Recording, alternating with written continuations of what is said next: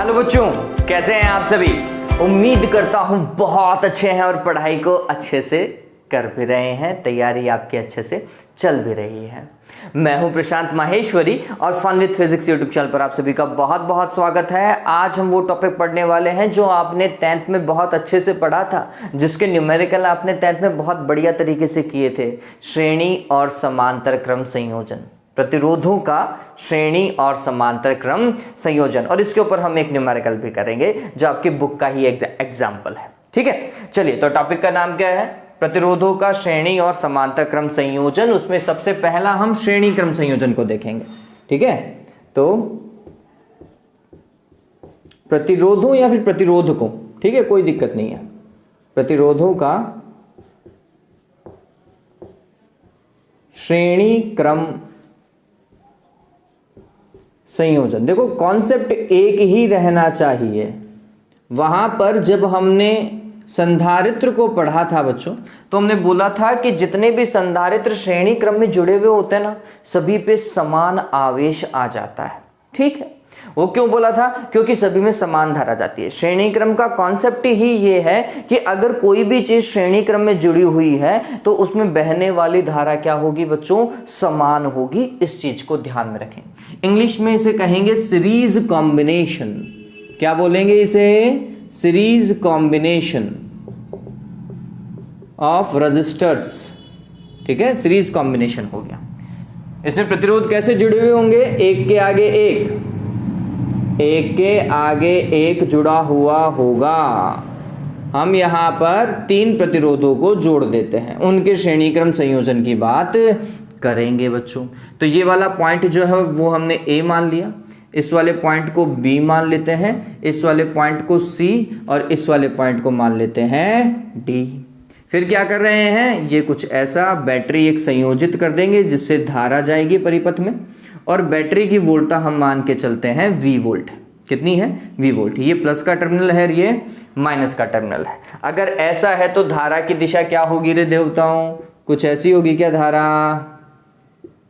धारा कुछ ऐसी जाएगी। ये रेड मार्कर है और रेड की तरह चल नहीं रहा है, ध्यान में रखना। तो अगर ये आई परिमाण की धारा है तो इसमें बहने वाली धारा भी आई ही होगी, यहां पर बहने वाली धारा भी आई ही होगी और यहां पर बहने वाली धारा भी आई होगी। कहने का मतलब सभी प्रतिरोधों से समान परिमाण की धारा जानी चाहिए। फिर इस वाले प्रतिरोध का नाम हमने R1 दे दिया, इसको हम R2 मान रहे हैं और इसे हम क्या मान रहे हैं, R3। ध्यान में रखिएगा, धारा समान जा रही है तो फिर सभी के ऊपर विभवांतर अलग अलग होने वाला है, क्योंकि प्रतिरोध शायद अलग अलग हैं इसलिए। ठीक है, तो विभवांतर बट जाएगा, तो इसके ऊपर विभवांतर आ रहा है V1 मान लेते हैं। फिर यहां पर R2 के ऊपर विभवांतर कितना है, V2 मान लिया, और यहां पर विभवांतर कितना मान लिया बच्चों, V3 मान लिया। इस तरीके से हमने विभवांतर बता दिया।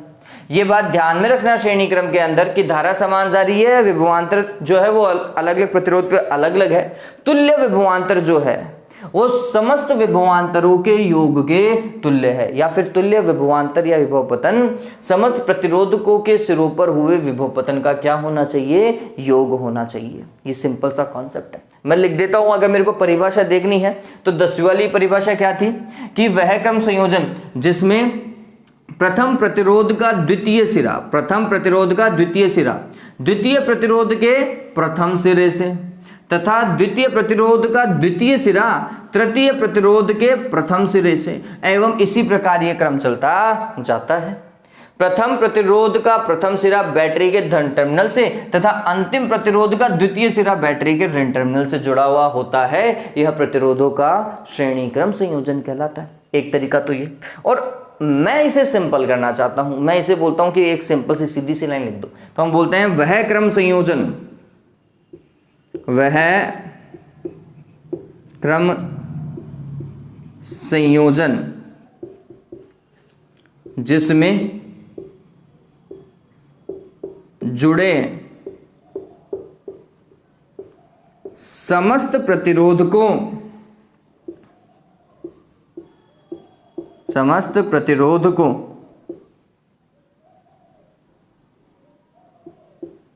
से समान परिमाण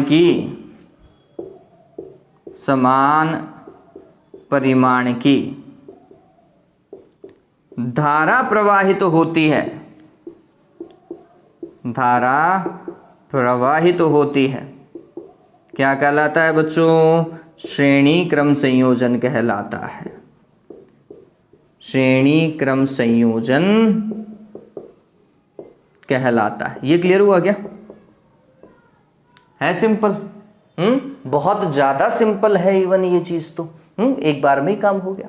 चलिए अब क्या होगा बच्चों, अगर मैं V1 की बात करूं तो ओम का नियम बोलता है कि V1 बराबर क्या होगा? I into R1। IR होता है ना, तो ये क्या होना चाहिए? IR1 होना चाहिए। इसी तरीके से आप V2 की बात करें, द्वितीय प्रतिरोध पर विभवांतर कितना होगा रे देवताओं? IR2 होगा, नहीं होगा? ऐसे ही अगर V3 की बात की जाए तो ये क्या होगा? IR3। डन है ये। श्रेणी क्रम संयोजन के लिए हम क्या लिखेंगे? हम कुछ ऐसा लिखेंगे, क्या भाई? श्रेणी क्रम संयोजन हेतु। समझिए श्रेणी क्रम संयोजन के लिए क्या लिखा जाएगा? हम कुछ ऐसा लिखेंगे कि जो तुल्य विभवांतर है वह समस्त प्रतिरोधकों पर हुए विभव पतन का क्या होना चाहिए? योग होना चाहिए। ठीक, चलिए काम देखो। V1 का मान कितना लिखा था? IR1 लिखा था।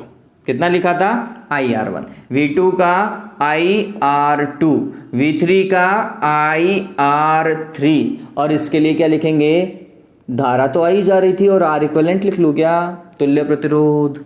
ठीक, तो ये क्या हो जाएगा? IR इक्विवेलेंट बराबर, I को कॉमन ले लो रे, क्या मिलेगा? R1 plus R2 plus R3, फिर I से I कैंसिल, क्या मिला? R इक्विवेलेंट तुल्य प्रतिरोध समस्त प्रतिरोधकों के योग के तुल्य है, या समस्त प्रतिरोध के योग के तुल्य है।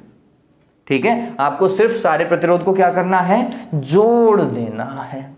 तो इससे प्रतिरोध ज्यादा मिलेगा या कम मिलेगा? तो हम बोल रहे हैं तो सीधा सीधा जुड़ रहे हैं, प्रतिरोध बहुत ज्यादा मिलेगा, है ना। तो जब भी हमें अधिक प्रतिरोध की आवश्यकता होती है तो हम क्या करते हैं? श्रेणी क्रम संयोजन का उपयोग करते हैं, ध्यान में रखिएगा। ठीक है, चलो ये तो 3 प्रतिरोध की बात थी। यदि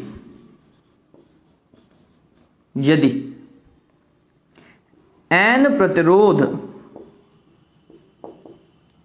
प्रतिरोध श्रेणी क्रम में जुड़े हों, श्रेणी क्रम में जुड़े हों, तो क्या करोगे रे? क्या होगा? आपको क्या करना है? सिंपल सा भाई, ऐसे ही जोड़ते हुए चलो, है ना। R1 plus R2 plus R3 dot dot dot, जितने भी प्रतिरोध हैं उन सभी को जोड़ दो, और कुछ नहीं करना। ठीक है, अब हम बोल रहे हैं कि अगर ये सारे प्रतिरोध समान हो, यदि समस्त प्रतिरोधों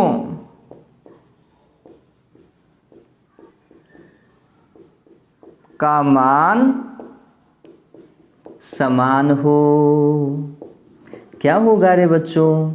अगर सारे प्रतिरोधों का मान समान होगा तो फिर हम कुछ ऐसा बोलेंगे, R इक्विवेलेंट बराबर होगा R plus R dot dot dot R। कितना हो जाएगा? ये तो NR हो जाएगा। क्या? बहुत सारा प्रतिरोध आ जाएगा। ठीक है, ये बात ध्यान में रखना, ये एक अच्छा फैक्टर है। जल्दी से इस चीज को उतारिए, अभी इसमें थोड़ा सा काम बाकी है। एक छोटा सा एग्जाम्पल भी समझ लेंगे, इसी के साथ में हम पावर की भी बात करेंगे, शक्ति की भी बात करेंगे। उतारिए इसे, जल्दी से इसे उतारें। और यहां तक क्लियर होगा आप सभी को, ये उम्मीद कर रहा हूं बच्चों।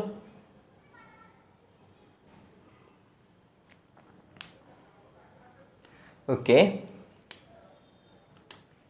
चलो आगे काम करना चालू करें। चल देखिए, अब इसके आगे हम देखते हैं पावर की बात, कि शक्ति कैसे देखी जाएगी। इस पे अगर शक्ति P1 हो, इस पे P2 हो और इस पे P3 हो, तो शक्ति का अनुपात क्या होगा वो भी हम डिस्कस करेंगे। ये क्लियर है? चलिए देखिए, शक्ति का अनुपात और वोल्टाओं का अनुपात। पहले तो वोल्टाओं का अनुपात समझ लो।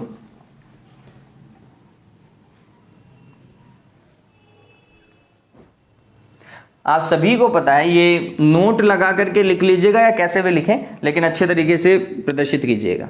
अगर हम विभवांतरों का अनुपात देखें किसमें, श्रेणी क्रम में, तो V1 का ही जगह क्या लिखेंगे, IR1 लिखें, V2 की जगह IR2 लिख लेते हैं और V3 की जगह IR3 लिख लेते हैं।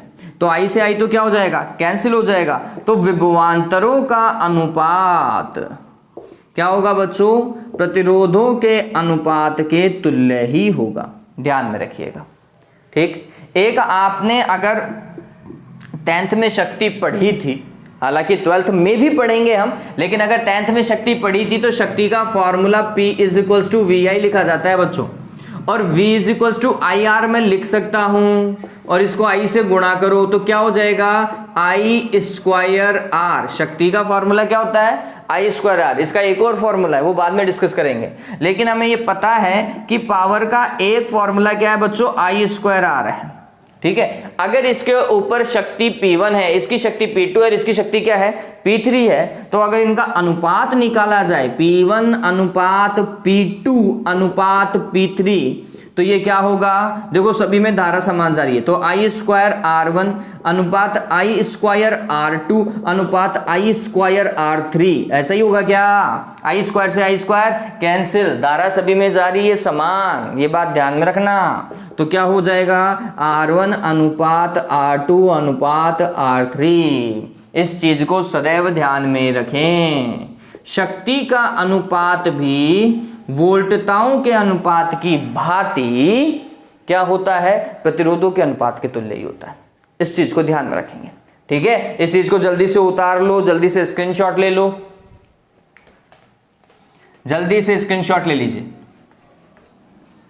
और अब इसके ऊपर एक न्यूमेरिकल करने की कोशिश करें, छोटा सा न्यूमेरिकल कर लेते हैं।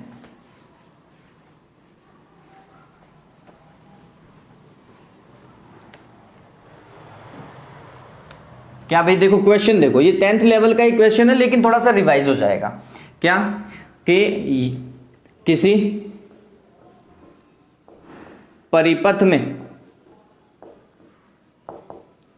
परिपथ में 2 ओम, 4 ओम तथा 6 ओम के प्रतिरोध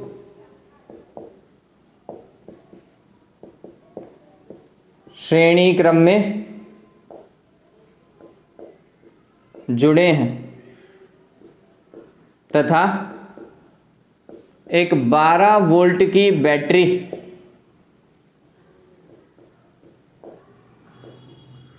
को इनके साथ जोड़ा गया है,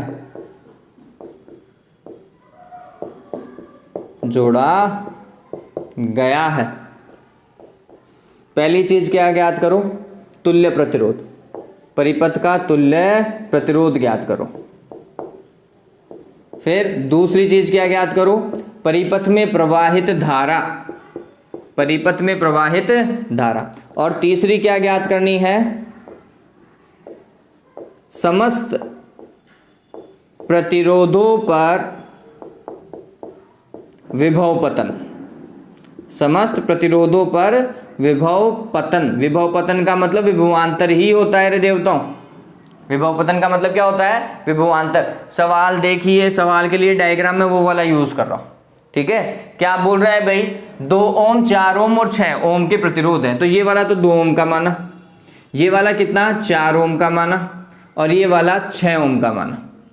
ठीक है, ऐसा कुछ दिया हुआ है तो लिख लीजिएगा कि R1 बराबर 2 ओम, R2 बराबर 4 ओम और R3 बराबर 6 ओम लिख लीजिएगा। फिर एक 12 वोल्ट की बैटरी को इनके साथ में जोड़ा गया है। ये जो बैटरी है इसकी वोल्टता कितनी है, 12 वोल्ट दी गई है। पहली चीज क्या ज्ञात कर रहा है, तुल्य प्रतिरोध ज्ञात करो। ये तो बहुत सिंपल हो गया, क्या, R इक्वलेंट। पहला क्वेश्चन, R इक्वलेंट बराबर क्या होगा, R1 plus R2 plus R3, जोड़ो रे, 2 प्लस 4 प्लस 6 बराबर 12 वोल्ट। खत्म, सवाल हो गया। चलिए दूसरा सवाल, धारा, परिपथ में प्रवाहित धारा जो कि सारे प्रतिरोधों में समान ही जाएगी।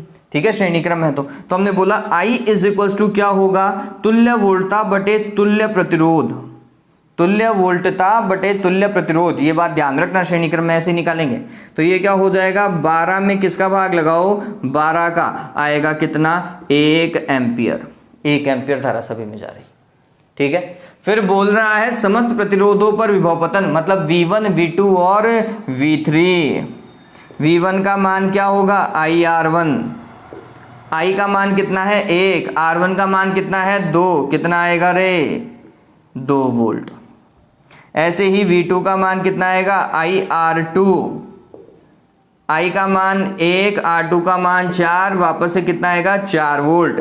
ऐसे ही V3 IR3, निकल गया क्या देवताओं, हाँ 8 ये 6 आ गया। और जोड़ोगे तो ये 12 ही आना चाहिए, क्योंकि तुल्य वोल्टता के बराबर आना चाहिए, ठीक है। इस तरीके से काम किया जाएगा। चलिए अच्छे से उतार लीजिए इस चीज को, ये एक अच्छा सवाल है बच्चों, क्योंकि आपका न्यूमेरिकल अगर आप देखोगे बुक के अंदर वो भी इसी पैटर्न के ऊपर कुछ दिया हुआ है, ठीक है। जल्दी से इस चीज को उतार लीजिए। इसके बाद में हम समांतर क्रम संयोजन की ओर बढ़ेंगे। इसके बाद में हम कहां चलेंगे, समांतर क्रम संयोजन की ओर चलेंगे। उतार लिया, स्क्रीनशॉट ले लिया, चलो करेगा हम आगे। तो नेक्स्ट डाल लीजिए, प्रतिरोधों का समांतर क्रम संयोजन, parallel combination of resistors, parallel combination of resistors.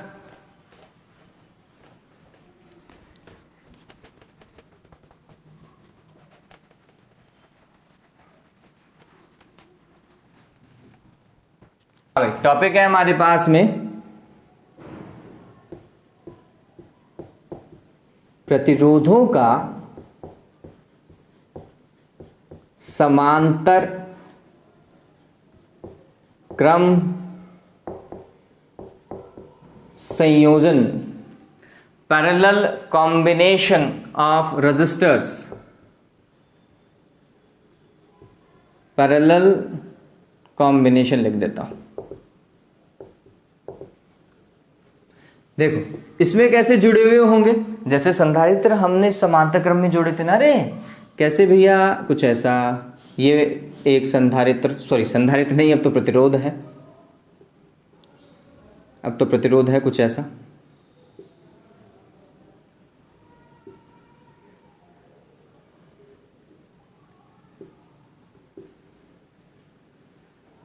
इस तरीके से हमने 3 प्रतिरोधों को जोड़ दिया है। कौन से क्रम में, समांतर क्रम में।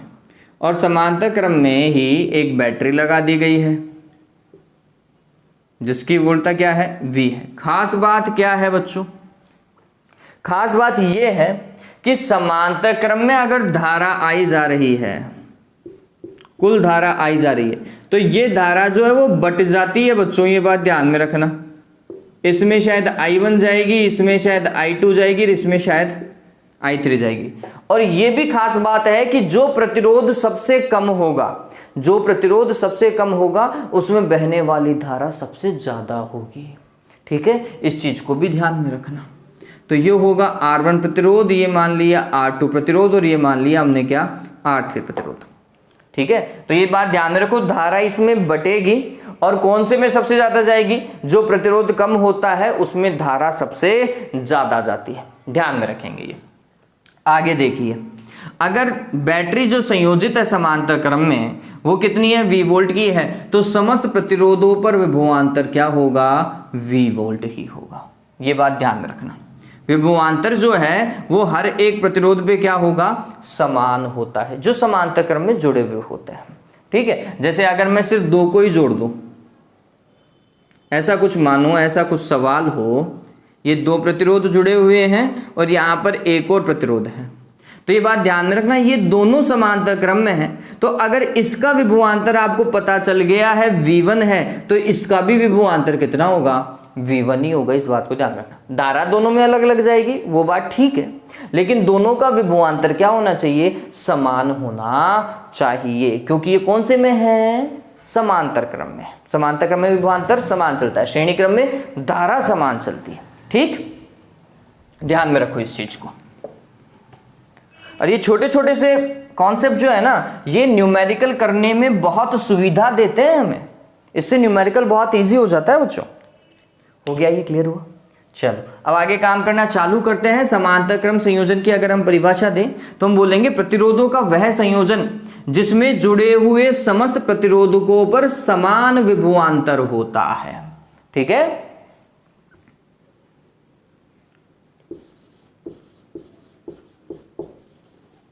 प्रतिरोधों का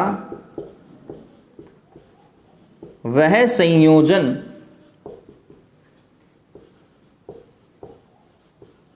जिसमें जुड़े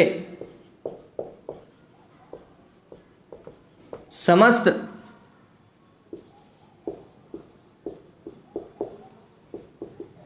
प्रतिरोधों पर समान विभवांतर होता है।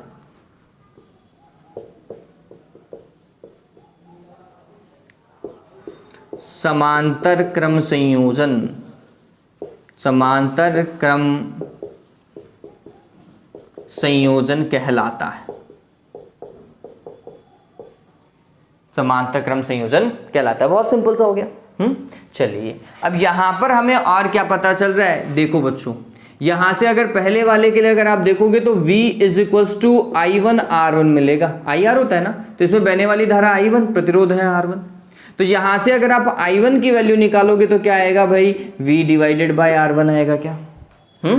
चलिए I2 की निकालो, I2 क्या आना चाहिए, V डिवाइडेड बाय R2 आएगा। ऐसे ही अगर I3 निकाला जाता तो I3 बराबर क्या आता, V डिवाइडेड बाय R3 आता। यही होना चाहिए था। और ये बात ध्यान रखना, कुल धारा जो है वह समस्त धाराओं का क्या होना चाहिए, योग होना चाहिए। ये बात ध्यान में रखिएगा। ठीक है, तो हमने बोला समांतर क्रम संयोजन हेतु, कौन से क्रम के लिए, समांतर क्रम संयोजन हेतु। देखो क्या होगा भाई, धारा जो है I इज इक्वल्स टू क्या होगा, I1 plus I2 plus I3। इस चीज को ध्यान में रखो। I क्या हो जाएगा, V डिवाइडेड बाय R और इक्वलेंट लिख लेते हैं, है ना। तो ये देखो, ये हो जाएगा V डिवाइडेड बाय R1, ये हो जाएगा V divided bye R2 plus V divided bye R3। V को क्या लिया जा सकता है, कॉमन लिया जा सकता है। तो ये होगा 1/R1 plus 1/R2 plus 1/R3 is equals to क्या, V divided by R equivalent. गौर करो, V से V क्या हो गया, कैंसिल। तो प्रतिरोध जो है कुछ इस तरीके से दिया जाएगा, 1/R equivalent is equals to 1/R1 plus 1/R2 plus 1/R3। ठीक है, ये बात उल्टे जुड़ेंगे इसके अंदर। कैसे जुड़ेंगे, उल्टे जुड़ेंगे। इससे क्या होता है बच्चों, समांतर क्रम संयोजन की खास बात ये होती है कि इसमें प्रतिरोध बहुत कम मिलता है ना। लेट सपोज करो यहां पे 2 ओम का प्रतिरोध है, यहां पे 3 ओम का प्रतिरोध है और यहां पर 4 ओम का प्रतिरोध है। ऐसे प्रतिरोध जुड़े हुए हैं, 2 ओम, 3 ओम और 4 ओम के प्रतिरोध जुड़े हुए हैं। तो क्या मिलेगा, जब हम सॉल्व करेंगे हमें पता चलेगा कि जब हम R इक्वलेंट को देखेंगे ना तो R इक्वलेंट 2 ओम से भी कम आएगा। जो सबसे छोटा प्रतिरोध होता है ना, सबसे छोटा प्रतिरोध, उससे भी कम आता है। ये बात ध्यान में रखना। समांतर क्रम में तुल्य प्रतिरोध क्या होता है बच्चों, कम होता है। इस चीज को ध्यान रखना। हमारे घरों में जो संयोजन है वो समांतर क्रम संयोजन ही है। हमारे घरों में जो संयोजन है वो कैसा है बच्चों, समांतर क्रम संयोजन ही है। क्यों भाई, इसमें क्या खास बात है, तो आप गौर करो, सभी पर विभव समान आ रहा है, सभी पर विभव समान आ रहा है। क्या फायदा हुआ, लेट सपोज करो ये बल्ब था, ये पंखा था और ये कूलर था। ठीक है, ये बल्ब, ये पंखा, ये कूलर। एक समय ऐसा आया कि कूलर खराब हो गया, कूलर खराब हो गया। तो ये दोनों क्या चलेंगे या फिर ये दोनों भी खत्म, खराब हो जाएंगे या फिर ये चलेंगे ही नहीं। तो आंसर है कूलर के खराब होने से इन दोनों की कार्य प्रणाली पर कोई प्रभाव नहीं पड़ेगा। बल्ब वैसे ही चमकता रहेगा और पंखा भी चलता जाएगा। ये बात ध्यान रखना। और ज्यादा हो सके तो शायद ज्यादा चमक ले, धारा ज्यादा चली जाएगी दोनों में, बची हुई धारा फिर इनसे गुजर जाएगी। ठीक है, तो ये खास बात है कि अगर घर में हमारे कोई भी एक इक्विपमेंट खराब हो जाता है, बल्ब फ्यूज हो जाता है या पंखा बंद हो जाता है, तो क्या घर के सारे इक्विपमेंट खराब हो जाते हैं क्या, या सारे के सारे चलना बंद कर देते हैं क्या? आंसर है नहीं। बचे हुए सारे वैसे के वैसे चलते रहते हैं। इसलिए घरों का संयोजन कैसे बनाया जाता है बच्चों? समांतर क्रम में बनाया जाता है। ये 10th का सवाल था। श्रेणी क्रम में क्यों नहीं बनाते? श्रेणी क्रम में क्यों नहीं बनाते? क्योंकि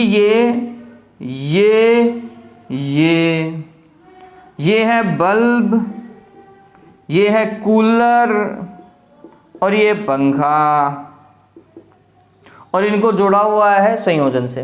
ठीक, गलती से अगर कूलर बोल गया, मतलब कूलर खराब हो गया, तो क्या होगा बच्चों? ये कूलर खराब हो जाने से अब धारा यहां से यहां पहुंच ही नहीं पाएगी, इस पॉइंट से इस पॉइंट तक जा ही नहीं पाएगी। ये हो गया खत्म।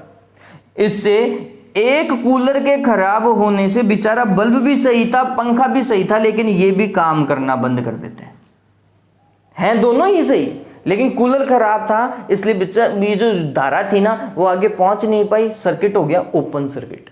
कैसा हो गया? Open circuit. ओपन सर्किट में धारा नहीं बहती तो बेचारे ये दोनों भी टप बोल गए। ठीक है, ऐसा लग रहा है जैसे घर में लाइट ही नहीं आई है। ओके, तो ये बात समझ में आई। उसमें चाहे बल्ब भी खराब हो जाता तो ये दोनों काम करना बंद कर देते हैं, अगर पंखा खराब हो जाता तो ये दोनों काम करना बंद कर देते हैं। बात समझ रहे हो? ठीक, तो श्रेणी क्रम संयोजन में अगर कोई भी इक्विपमेंट काम करना बंद कर देता है तो उस संयोजन में लगे समस्त इक्विपमेंट, समस्त उपकरण जो है वो भी काम करना बंद कर देंगे, चाहे वो सही हो। ठीक है, इस बात को ध्यान रखिए। इसलिए क्या किया जाता है घरों में? किसका उपयोग किया जाता है बच्चों? समांतर क्रम का उपयोग किया जाता है, ताकि कोई भी एक इक्विपमेंट खराब हो जाए, एक उपकरण खराब हो जाए तो उसका प्रभाव अन्य पे नहीं पड़ना चाहिए, अन्य सुचारू रूप से काम करने चाहिए। चलिए, यहां पर तो 3 जोड़े गए थे, अगर n जुड़े हुए हों, यदि n प्रतिरोधों को किसमें? समांतर क्रम में। समांतर क्रम को बच्चों पार्श्व क्रम भी बोलते हैं, और क्या बोलते हैं? पार्श्व क्रम भी बोलते हैं। में जोड़ा जाए तो क्या होगा? 1/r इक्वलेंट बराबर 1/r1 plus 1/r2 plus 1/r3 dot dot dot ऐसे ही जुड़ता जाएगा। यदि सभी समान हो तो क्या होगा? 1/r इक्वलेंट बराबर 1/r plus 1/r plus 1/r dot dot dot 1/r। कितना हो जाएगा रे देवताओं? 1/r इक्वलेंट बराबर हो जाएगा n डिवाइडेड बाय r। इसका मतलब r इक्वलेंट बराबर r बाई n कर दूं क्या? गौर कीजिए, ये कुछ ऐसा है कि 2 ओम के 3 प्रतिरोध लगे हुए हैं, ये भी 2 ओम का, ये भी 2 ओम का, ये भी 2 ओम का, ऐसा मान लो। ये सारे के सारे समान हैं। और कितने प्रतिरोध लगे हुए हैं? 3 प्रतिरोध लगे हुए हैं। तो तुल्य प्रतिरोध क्या होगा? किसी भी एक प्रतिरोध का मान, जैसे 2, और कितने प्रतिरोध हैं? 3 प्रतिरोध हैं, तो तुल्य प्रतिरोध कितना आएगा? 2/3 ओम। निकाल के देख लेना। ठीक है, बात समझ रहे हो मेरी? वैसे भी 2 से भी बहुत कम हो गया, ये भी क्लियर है। ठीक, तो ये फॉर्मेट जो है वो सवाल को जल्दी सॉल्व करने के लिए काम में लिया जाता है। इससे आपकी कैलकुलेशन ही इजी होती है, ये बात ध्यान में रखो। डन हुआ ये? इसको उतारो। इसके बाद में हमारे पास में क्या है? शक्ति वाला पार्ट है अभी, और एक धारा वाला पार्ट भी है। ठीक है, तो जल्दी से इस चीज को उतार लीजिए, फिर आगे काम करते हैं। ओके, जल्दी से उतारो इसे, जल्दी से इसे उतार लीजिए बच्चों।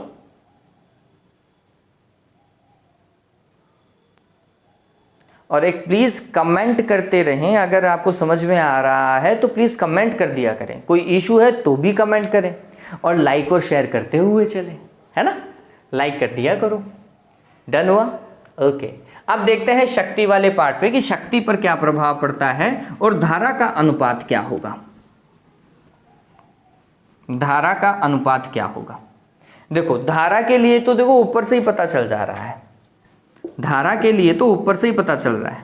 अगर मैं I1 अनुपात I2 अनुपात I3 करता हूं तो इनका मान देख लो, क्या है? V डिवाइडेड बाय R1 है, अनुपात V डिवाइडेड बाय R2 है, अनुपात V डिवाइडेड बाय R3 है। यही है, V से V की रामायण कैंसिल हो गई है। तो क्या हो जाएगा 1/R1 प्लस 1, सॉरी प्लस काय को आ रहा है, 1/R2 अनुपात 1/R3। पता चला धाराओं का अनुपात पता चला। वोल्टताओं का अनुपात तो 1:1 आएगा। वोल्टताओं का अनुपात कितना आएगा 1:1। क्यों? क्योंकि समस्त पर विभवांतर समान है ना। अब हम शक्ति की बात करते हैं कि भाई शक्ति के ऊपर क्या प्रभाव पड़ रहा है। किसकी बात करेंगे? शक्ति की बात करेंगे कि शक्ति पर क्या प्रभाव पड़ रहा है, पावर के ऊपर क्या इफेक्ट आ रहा है। पावर का अनुपात क्या होगा? देखो पावर का एक फॉर्मूला मैं बता चुका हूं बच्चों, I²R। ठीक है, यहां पर दूसरा फॉर्मूला लेंगे अपन। देखो P = VI होता है, और I को क्या लिख सकते हैं बच्चों? V डिवाइडेड बाय R भी लिख सकते हैं ना, लिख सकते हैं। तो ये क्या हो जाएगा V² डिवाइडेड बाय R। ये पावर का फॉर्मूला है। आप मेरे से ये ही पूछ सकते हैं कि सर आपने I²R क्यों नहीं यूज किया? यूज तो देवताओं ये भी कर सकते थे, लेकिन आप गौर करो इससे हमारा चीज कॉम्प्लिकेटेड ही होगा, सिंपल नहीं होगा। क्या होगा इस केस के अंदर? इस केस में हमें धारा भी चाहिए और प्रतिरोध भी चाहिए, क्योंकि धारा समस्त प्रतिरोधों में अलग अलग है और प्रतिरोध तो वैसे भी अलग अलग होंगे शायद। ठीक है, तो हर एक केस के लिए हमें ये निकालना पड़ेगा, धारा को निकालना ही पड़ेगा कि हर एक प्रतिरोध में कितनी धारा जा रही है। इससे अच्छा तरीका वो देखो जिसमें हमें धारा कैलकुलेट ही नहीं करनी पड़े। तो हम बोल रहे हैं कि यहाँ पर देखो समस्त पे वोल्टता समान है ना।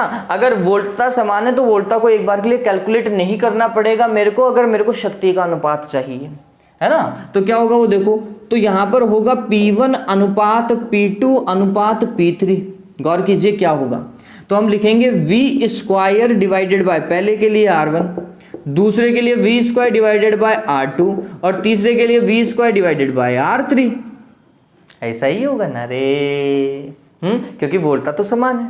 V² से तो सबकी रामायण खत्म। देखो कितना आ रहा है 1/R1 अनुपात 1/R2 अनुपात 1/R3।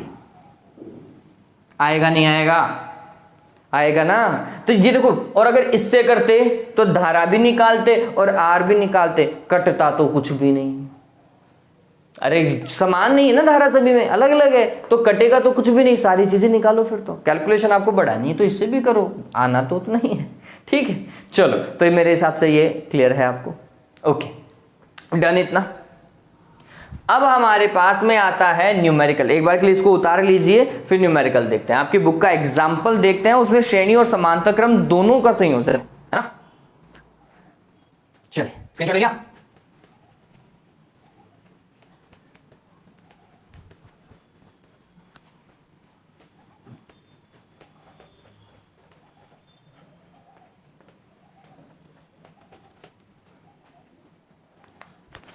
एग्जाम्पल नंबर 3.5, ये आपकी बुक का ही एग्जाम्पल है ना।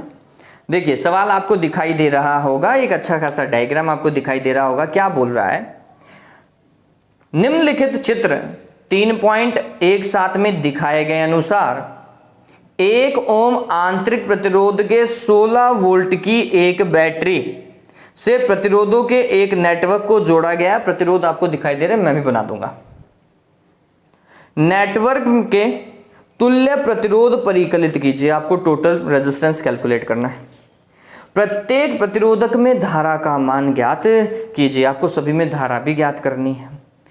वोल्टता पतन या वोल्टता पात या विभवांतर VAB, VBC, VCD का मान ज्ञात कीजिए। चलो सवाल को एक बार के लिए अपन बना लेते हैं, डायग्राम को बना लेते हैं, फिर देखो कैसे काम करेंगे। कुछ ऐसा बोल रहा है कि प्रतिरोध जो है ऐसे जुड़े हुए हैं।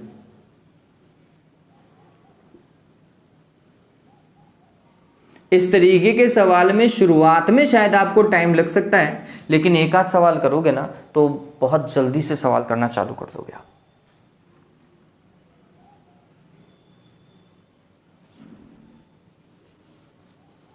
शुरुआत में टाइम लग सकता है और टाइम लगना भी चाहिए। टाइम लगे तो इसमें कोई बुराई नहीं है बच्चों। अगर हम समझने के लिए टाइम यूज ले रहे हैं तो उसमें कहीं कोई बुराई नहीं है, वो इवन बहुत बढ़िया है।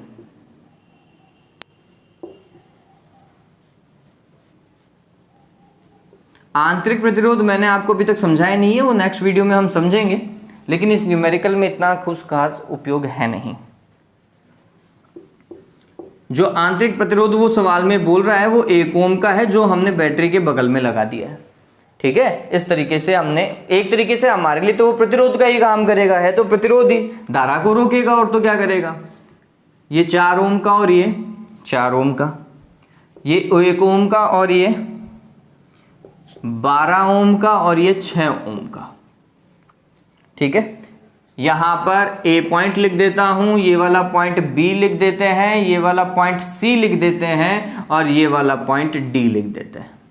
ठीक है, इसी तरीके से वो काम करवाने की कोशिश कर रहा है। तुल्य प्रतिरोध ज्ञात करना है। तुल्य प्रतिरोध के बाद में तुल्य धारा नहीं, समस्त प्रतिरोधों से प्रवाहित धारा ज्ञात करनी है। चलिए देखो काम किस तरीके से किया जाएगा। पहली बात तो समझिए बच्चों, इस सवाल को जब हम देखें तो प्रतिरोधों का तुल्य मान तो आसानी से निकाल लेंगे, दिक्कत कहाँ होती है, धारा और वोल्टा निकालने में। तो मेरी बात को समझिएगा, ये पूरा सॉल्व करने के बाद में एक प्रतिरोध आएगा, ये तो खुद एक ही प्रतिरोध है, इन दोनों को सॉल्व करेंगे तो एक प्रतिरोध आ जाएगा। ऐसे हमारे डायग्राम में एक प्रतिरोध यहाँ होगा, एक प्रतिरोध यहाँ होगा, एक प्रतिरोध यहाँ होगा, एक प्रतिरोध यहाँ पर भी है। क्लियर है ये बात।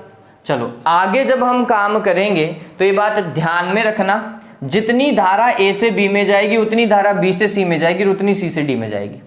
तो धारा ए से लेकर बी तक पता चल जाएगी, बी से लेकर सी तक भी और सी से लेकर डी तक भी, एक बार ही निकालनी है धारा। तो इससे फायदा क्या होगा बच्चों, वो समझिए।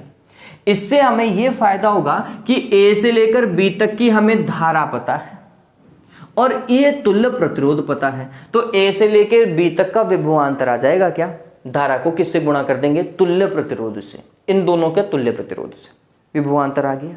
ठीक, बी से सी में तो धारा पता है तो इसका विभवांतर आसानी से आ जाएगा। सी से डी में भी हम वही काम करेंगे, धारा हम निकाल चुके हैं, तुल्य प्रतिरोध हम निकाल ही लेंगे, तो इसके बीच का भी विभवांतर आसानी से ज्ञात हो जाएगा। तो सवाल बहुत ही सिंपल है, निहायत ही सिंपल है देखा जाए तो। ठीक, तो देखो काम कैसे किया जाएगा। सबसे पहले हमने लिखा ए व बी के मध्य तुल्य प्रतिरोध, ए व बी के मध्य तुल्य प्रतिरोध कितना होगा रे भाई, 4 ओम के 2 हैं। डायरेक्ट निकाल लो ना, ये तो बराबर है ना प्रतिरोध, तो आर ए बी लिख देता हूं, ए और बी के बीच में, ये तो बराबर ही है बच्चों, बराबर ही है। तो क्या पता चलेगा, हम आर बाई एन का फॉर्मूला यूज करेंगे। आर बाई एन से 4 में किसका भाग लगेगा, 2 का, तो परिणामी प्रतिरोध कितना आएगा, 2 में आएगा। ये तो बहुत सिंपल हो गया। समांतर क्रम में आर बाई एन अभी थोड़ी देर पहले ही बताया था मैंने। चलिए बी और सी के बीच में तुल्य प्रतिरोध, बी व सी के मध्य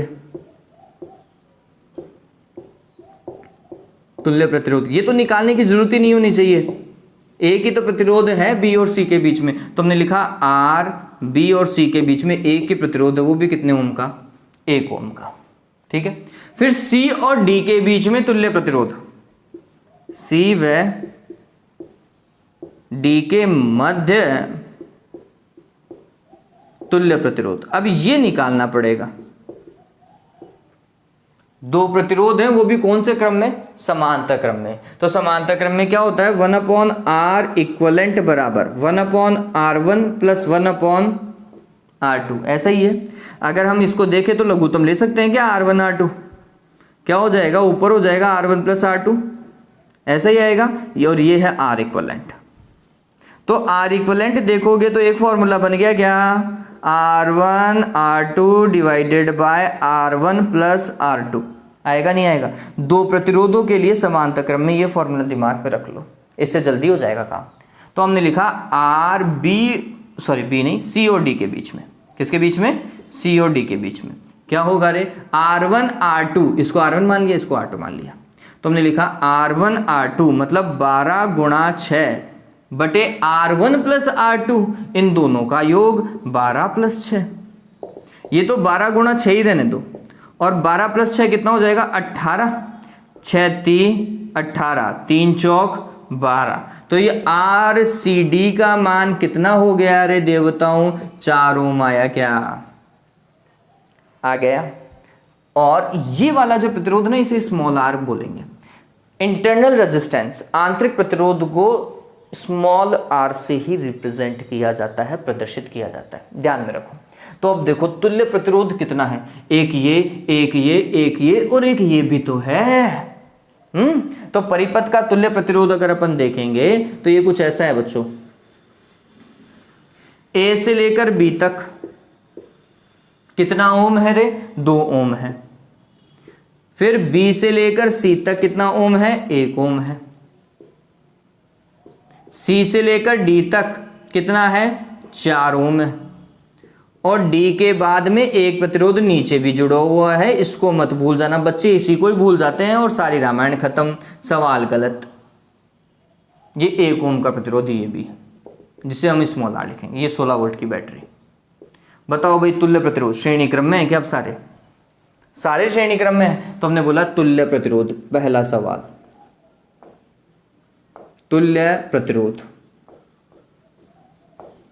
तुल्य प्रतिरोध बराबर सभी का योग होना चाहिए। तो हमने लिखा आर इक्वलेंट बराबर, जोड़ो रे सभी को, 2 + 1 + 4 और +1, 3 और 4 7 और 1 8। मेरे हिसाब से कितना आया, 8 ओम आया।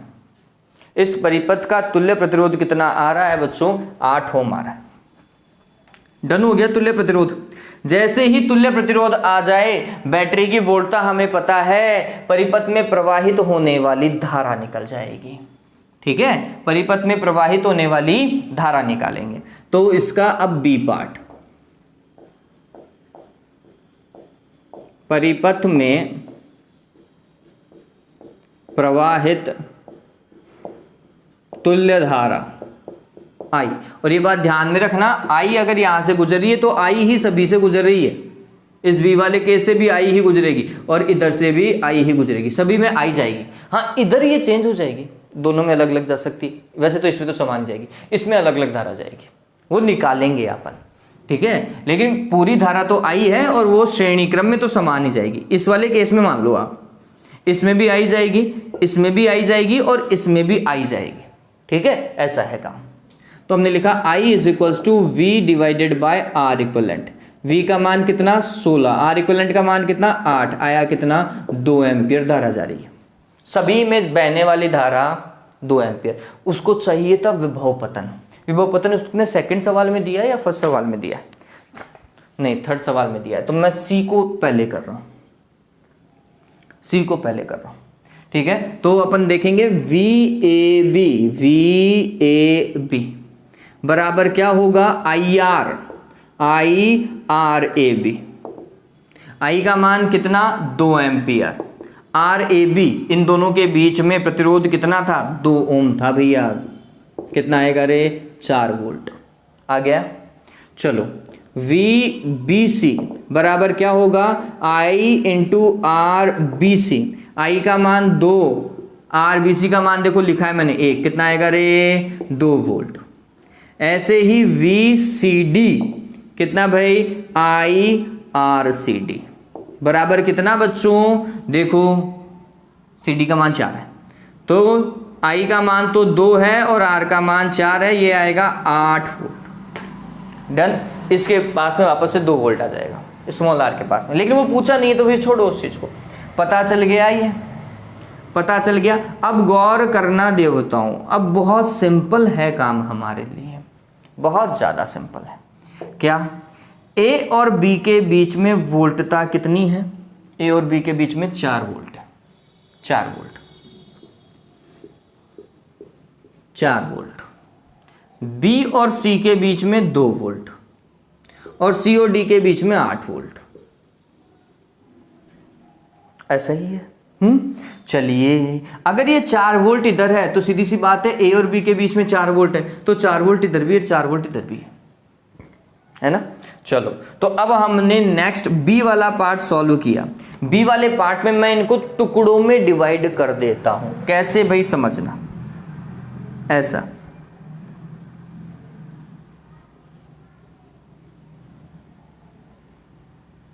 इससे सिंपल हो जाएगा सवाल। ये वाला पॉइंट ए है, ये वाला पॉइंट बी है, ये वाला 4 ओम है, ये वाला भी 4 ओम है, और इनके बीच विभवांतर कितना है? 4 वोल्ट। यही है, इस तरीके से काम करो। इससे काम बहुत, ये बैटरी बना देना चाहिए। वैसे बैटरी बनाने की आवश्यकता नहीं है, हमने बोल दिया कि 4 वोल्ट आ गया है। अब देखो इसमें बहने वाली धारा कितनी? I1 मान लेता हूँ। इसमें बहने वाली धारा कितनी मान लेते हैं? I2 मान लेते हैं। तो क्या होगा वो समझना। ये कुछ ऐसा होगा बच्चों कि अगर मेरे को I1 निकालना है तो समांतर क्रम में आपने क्या पढ़ा था? V डिवाइडेड बाय R1 पढ़ा था क्या? तो I1 बराबर क्या हो जाएगा? V का मान कितना? 4। ये तो सभी पे आएगा। और इसका मान कितना? प्रतिरोध का 4 कितना आएगा रे? 1 एम्पियर। ठीक, ऐसे ही इधर देखो I2 का मान ये भी इतना ही आएगा, V डिवाइडेड बाय R2। मतलब ये पहले से 4 था, प्रतिरोध का मान भी 4 है, कितना आएगा? 1 एम्पियर। आ गया क्या? बहने वाली धारा COD 1 ओम के बीच में, ये वाली धारा तो पहले ही निकाल दी क्या अपन ने? यही तो आई तो जा रही थी, 2 एम्पियर जा रही थी। ठीक, तो हमने लिखा ये हो गया। अब नेक्स्ट देखो, इसका पार्ट डाल लीजिएगा, फर्स्ट सेकंड, C और D के बीच में, सॉरी B और C के बीच में, B और C के बीच में। ठीक, कितना ओम? 1 ओम। बहने वाली धारा I है, तो हमने लिखा I बराबर कितना? 2 एम्पियर। अच्छे से करके आओ, अगले को बता के आओ कि भैया देखो मैंने हर एक स्लॉट को डिवाइड कर दिया है ना। इससे काम इजी हो जाएगा बच्चों। फिर COD बनाओ, COD बनाया, इधर कितना? 12 ओम और इधर कितना? 6 ओम। ठीक, इन दोनों के बीच में COD के बीच में विभवांतर कितना है रे देवताओं? 8 वोल्ट है। तो 8 वोल्ट इधर भी है और 8 वोल्ट इधर भी है। इस केस के अंदर देखो, इस केस में I1 कितना जो इससे जा रही है, यहाँ पे डायग्राम में दिखा दो, या फिर इसको मैं बोल रहा हूँ I3 और इसे बोल रहा हूँ I4। तो मैं लिख रहा हूँ यहाँ पे I3 बराबर क्या? V divided bye 12। V divided bye 12। V का मान कितना? 8, ये 12, 4 से कट रहा है क्या? 4 दूनी 8 और 4 ती 12 एम्पियर। ऐसे ही इधर देखो I4 कितना है? V डिवाइडेड बाय 6 है क्या? V बाई R कर रहा हूँ, R का मान 6 है, तो V का मान कितना था? 8 था, इसका मान 6, कितना आएगा रे? 4/3 एम्पियर। इस तरीके से। ठीक है, अब ये निकालने के बाद में आप चाहे तो डायग्राम बना दिया है, स्पष्ट हो गया है अगले को आंसर। अदरवाइज आप लिखेंगे कि A व B के मध्य जुड़े 4 ओम के प्रतिरोधों से गुजरने वाली धारा 1 एम्पियर, C व D के मध्य वाले प्रतिरोध से गुजरने वाली धारा 2 एम्पियर, तथा B और C के मध्य जुड़े प्रतिरोध से गुजरने वाली धारा 2 एम्पियर, तथा C व D के मध्य जुड़े 12 ओम के प्रतिरोध से 2/3 एम्पियर तथा 6 ओम के प्रतिरोध से 4/3 एम्पियर धारा गुजर रही है। एक लास्ट में आपने उसको और बता दिया। ठीक है, सवाल बड़ा हो गया है लेकिन एग्जाम में आने लायक है। अच्छा सवाल है, बहुत बढ़िया सवाल है। ठीक है, इसमें श्रेणी क्रम भी आ गया, समांतर क्रम भी आ चुका है, इवन आंतरिक प्रतिरोध का कॉन्सेप्ट भी आ गया। ठीक, चलिए, तो उम्मीद करता हूं ये चीज आपको अच्छे से समझ में आई होगी। अगर वीडियोस आपको अच्छे लगे ना बच्चों, प्लीज लाइक और शेयर कर दीजिए, है ना। चलो आज के लिए इतना ही। Have a good day, take care.